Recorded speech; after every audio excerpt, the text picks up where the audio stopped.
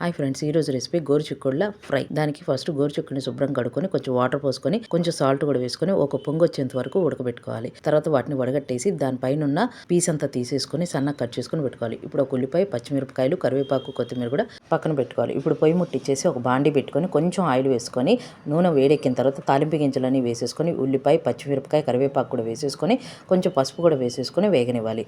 ఇది కొంచెం వేగిన తర్వాత మనం ఉడకబెట్టుకున్న గోరుచిక్కుడులన్నీ వేసేసుకొని దానికి సరిపడా సాల్ట్ ఒక స్పూన్ వేసుకొని బాగా కలిపుకోవాలి. ఇప్పుడు పైన మూత పెట్టేసుకొని సన్న మంట మీద ఉంచుకోవాలి. ఇప్పుడు దీనికి ఒక పొడి తయారు చేసుకోవాలి. గుప్పెడి చట్నీ పప్పు, చిన్నులపాయలు, జీలకర్ర, ఎండు కొబ్బరి, కారము, ఒక స్పూన్ ఉప్పు వేసేసుకొని మిక్సీ వేసుకోవాలి. ఇది కొంచెం బరగ్గా మొత్తం పౌడర్ అంతా రెడీ చేసుకొని పక్కన పెట్టుకోవాలి. ఇప్పుడు పొయ్యి మీద కూర అంతా బాగా కలిపేసేసుకొని దానిపైన ఒక 4 స్పూన్ల ఈ పౌడర్ని అంతా వేసేసుకొని బాగా మిక్స్ చేసుకోవాలి. ఇప్పుడు పైన కొంచెం కొత్తిమీర కూడా వేసుకుంటే ఎంతో రుచికరమైన టేస్టీ అయిన గోరుచిక్కుడుల ఫ్రై రెడీ. Thank you.